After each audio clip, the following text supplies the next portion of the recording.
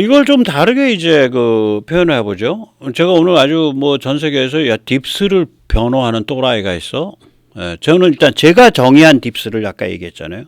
이 딥스는 정치인도 아니고 제가 정의한 딥스는 이거는 빅머니, 빅텍, 빅미디어도 아니고 이거는 무슨 그렇다 그래서 깨나족도 아니고 힘 깨나 쓰고 말 깨나 하고 돈 깨나 휘두르는 깨나족도 아니고 이건 그렇다고 해가지고 뭐 스타도 아니고 이거는 주로 뭐 외교안보라든지 군부라든지 정보라든지 관계라든지 관리 그다음에 학계라든지 언론계라든지 이런 데에서 있는 전문직들이에요. 전문가들이고 국가 전략 아젠다에 대해서 고민을 많이 하는 그걸 전 딥스라고 부르는 거예요. 이게 전략 엘리트죠. 스트래티지 엘리트 혹은 스트래티직 엘리트라고 말할 수가 있겠죠.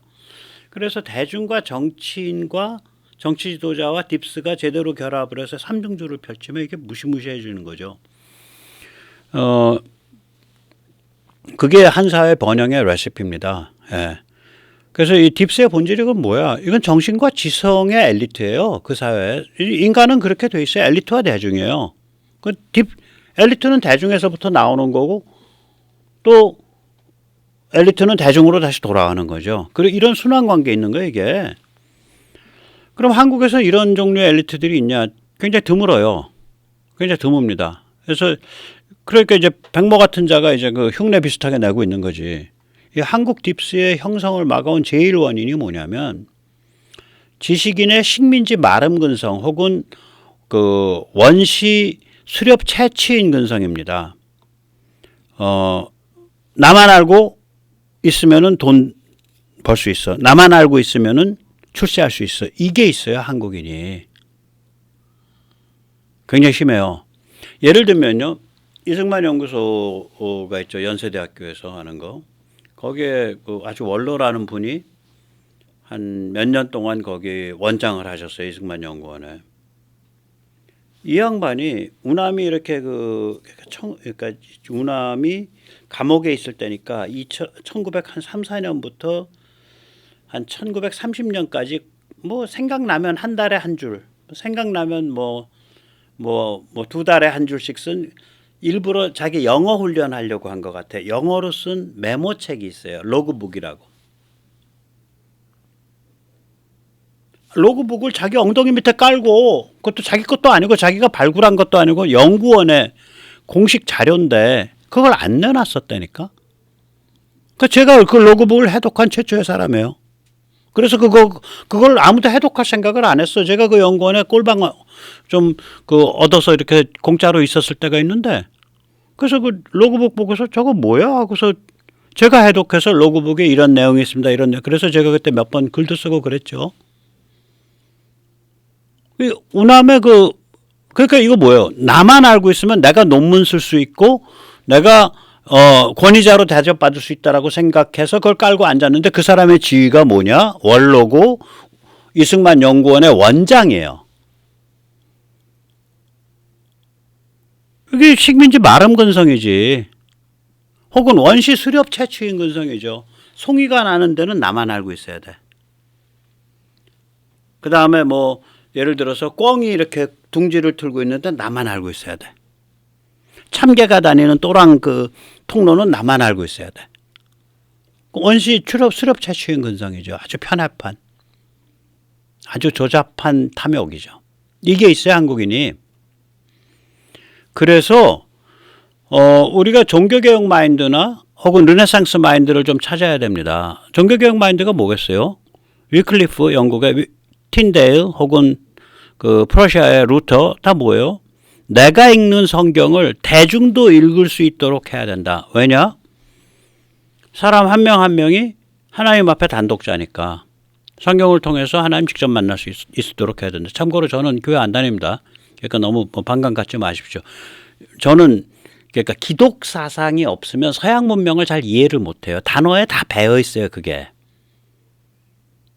그 영어 이런 데 보면 예를 들어서 잠깐 옆길로 가서 1분만 떠들게요.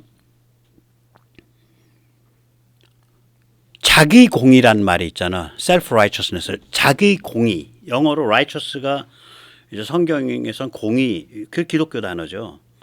그러니까 공의로운 사람들, 신의 공의를 그러니까 실천하는 사람들 그런 뜻이죠. 그냥 정의로운 사람들이 아니에요. 공의로운 사람들이에요. Righteous people. 그러면 신이 안배한 신이 베풀어 주시는 공의를 실천하는 사람들 혹은 그걸 쫓는 사람들 그걸 righteous people이라 그러죠. 그걸 섬기는 사람들. 영어로는. 그러면 self-righteous라 그러면 자기공이라는 소리야. 이거 영어 그러니까 성경 개념을 모르면 이해가 안 되는 말이에요. 우리는 그걸 번역을 독선적이다라고 번역. 독선이 아니에요. 이게 뭐냐면 공의를 내가 정의하는 거야. 이게 황당한 악덕이거든요. self-righteous가 황당한 악덕이라는 건 알아. 근데 그게 왜 황당한 악덕인지를 알려면 기독교 백그라운드를 알아야 되는 거예요. 기독교에서는 그게 왜 황당하냐? 이거 저기 교회 다니는 사람들 잘 모르더라고. 기독교에서는 굉장히 황당한 거예요. 그게 제대로 기독교를 하는 사람들을 같이 해서 왜냐? 공의는 인간의 속성이 아니야. 하나님이 이렇게 공기를 만들어 줬듯이 공의를 베풀어 주는 거예요. 근데 내가 공의로다 한다는 건 내가 하나님이라는 소리잖아요. 그러니까 얼마나 황당해. self-righteousness라는 게 굉장히 황당한 거라고요. 그러면 그거는 기독교적인 그런 백그라운드를 모르면 이해가 잘 안 되는 얘기예요. 근데 그 단어는 교회를 다니든 안 다니든 영어에서 엄청 쓰이거든요.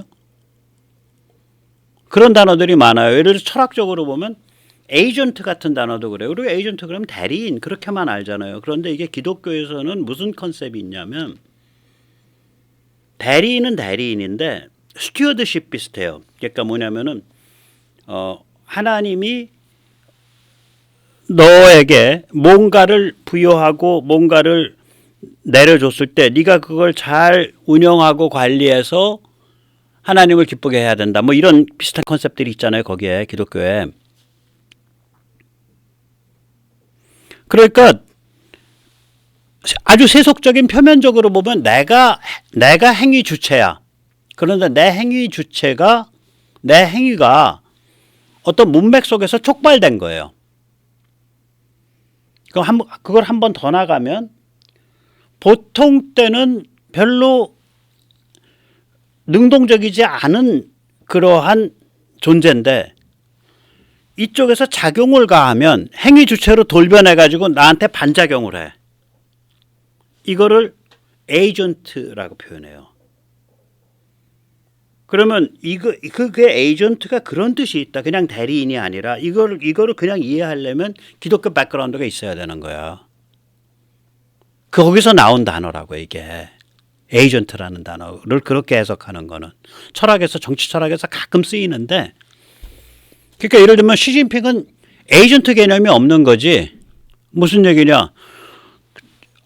북을 핵으로 미장시키고 미사일로 도발하면 이 대한민국 사람들이 어떻게 튀어오르면서 반작용을 할지 상상을 못 하는 거죠. 그러니까 작용 반작용 개념이 없는 상태, 작용 반작용에 대한 개념, 감각 이거를 정치 철학에서 가끔 sense of agent라고 부릅니다. 에이전트에 대한 감각이라고 불러요. 그래서 대리인 감각 이렇게 해석하면 해석이 안 되는 거예요. 거기에는 작용을 가했을 때 주체화되는 것을 뜻해요. 하나님의 안배가 주어지면 주체화된다 이거지. 그런 컨셉이 있는 거예요 이게. 자 그럼 다시 돌아갈게요. 다시 이제 돌아와서 이 종교개혁 컨셉에서 뭐냐면은 인간이 하나님 앞에서는 단독자니까 저 단독자가 지금 내가 라틴어로 읽고 있고 내가 히라보로 읽고 있는 성경을 저 사람도 읽어야겠어. 근데 저 사람 배운 게 없으니까 모국어로 읽어야겠어. 우리 어머니 말로 읽어야겠어. 그게 종교개혁의 시작점이죠.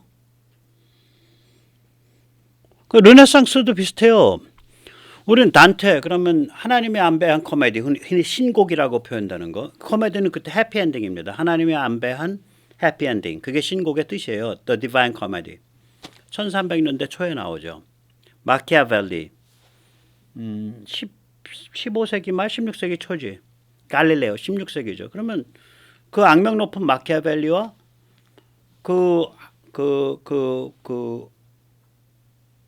지옥이 인간에게 무슨 의미를 가지나 고통이 인간에게 무슨 의미를 가지나를 심각하게 파고들었던 단테와 그 다음에 뭐 지구가 동그랗고 저기 태양주위를 지구가 움직이고라고 말을 한 갈릴레오와 이게 뭐가 공통점이지? 모르잖아요. 공통점이 있어요.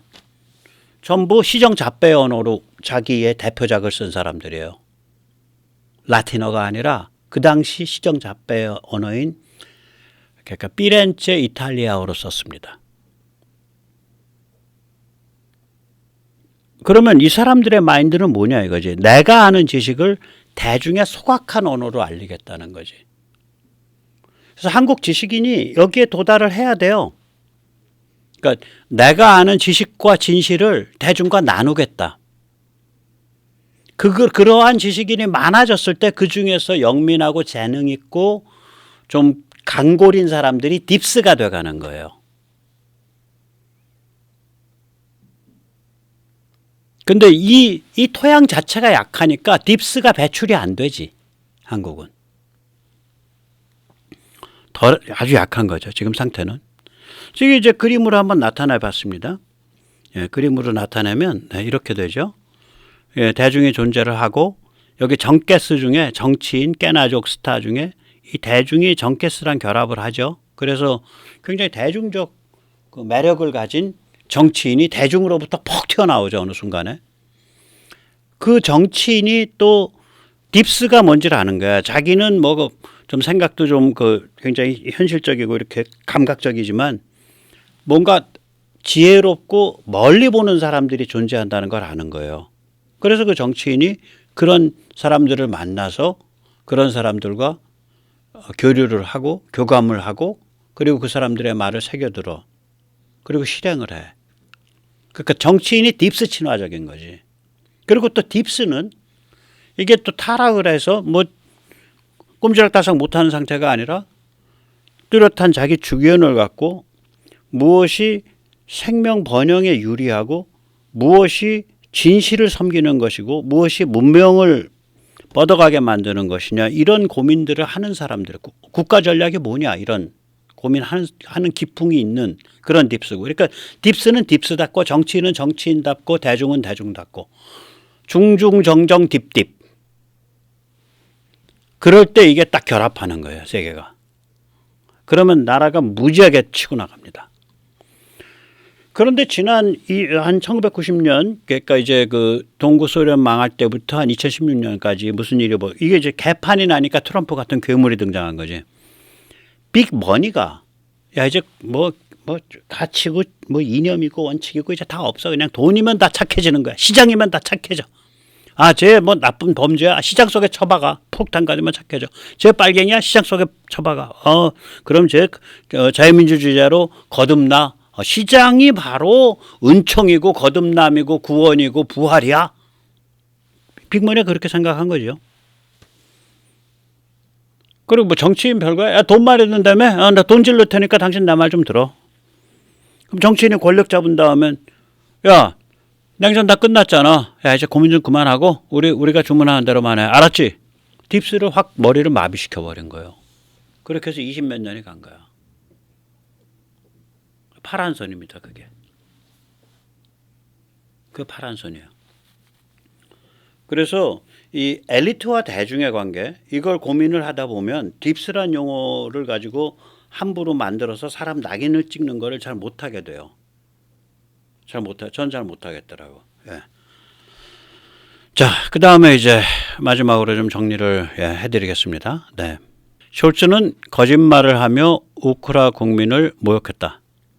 타우러스는 모스크바를 공격할 위험성이 있는 게 아니라 크리미아 대교를 끊기 위한 무기이다. 숄츠는 이 사정을 진솔하게 밝혔어야 한다. 그러나 그 대신 우크라 사람들이 타우러스로 모스크바를 공격할 위험성이 있습니다.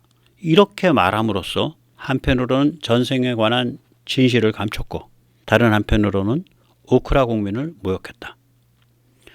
독일의 군부 정보계통 딥스는 숄츠에 대해 격분했다. 그래서 독일군 고위층이 타우루스를 사용해서 크리미아 대교를 파괴하는 방안에 관해 논의했던 음성 파일을 러시아에 일부러 흘렸다.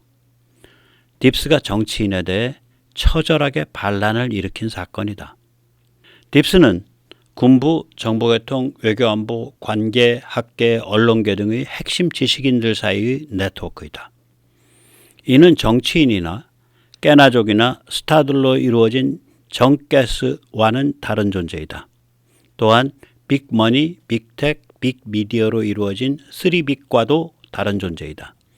딥스는 한 사회의 정신과 지성의 정수이다. 대중과 정치인과 딥스가 제대로 융합하면 그 사회는 엄청난 비약적 발전을 이룬다. 그런 일이 벌어지려면 대중이 성숙한 정치적 판단과 선택을 내려야 하고 정치 지도자가 딥스 친화적이어야 하며 딥스가 올바른 전략을 설정할 줄 알아야 한다. 미국의 로널드 레이건 시대, 한국의 우남 이승만 시대, 한국의 박정희 시대가 그런 상황이었다.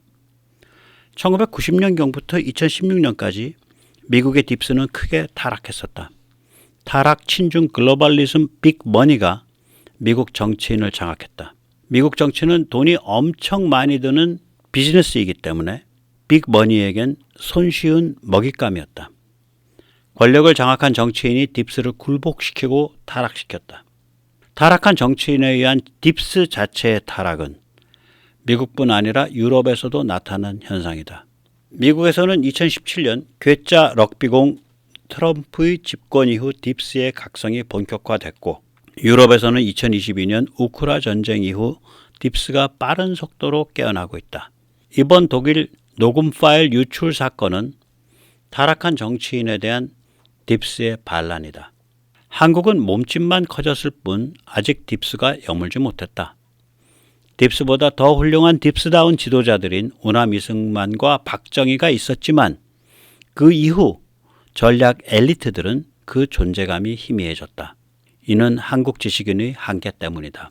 한국의 지식층은 아직 식민지 마름근성 혹은 원시 수렵 채취인 근성을 못 벗어났다. 나만 이것을 알고 있으면 돈을 벌어 출세도 하지. 이 같은 천박한 계산 속이다. 지식인이 각성해야 한다. 종교개혁의 근본 정신, 르네상스의 본질에 도달해야 한다. 성경을 나만 읽을 게 아니라 대중이 읽을 수 있도록 만들어야 한다. 이것이 종교개혁의 근본 정신이다. 이 살떨리는 진실을 식자층만 아는 것이 아니라 대중이 알도록 해야 한다. 이것이 르네상스의 근본 정신이다. 예, 오늘도 또 이렇게 이제 짧게는 독일 반란 사건, 저는 이게 딥스 반란 사건이라고 보는데 독일 딥스 반란 사건에서부터 이것이 딥스라는 게 현대 우리 지금 살아가는 세상에서 어떻게 구성이 되면 어떤 역할을 할 수 있는지, 그리고 대중과 그다음에 정치 지도자와 딥스와 이게 어떤 관계인지 한번 오늘 좀 짚어봤습니다. 네, 감사합니다.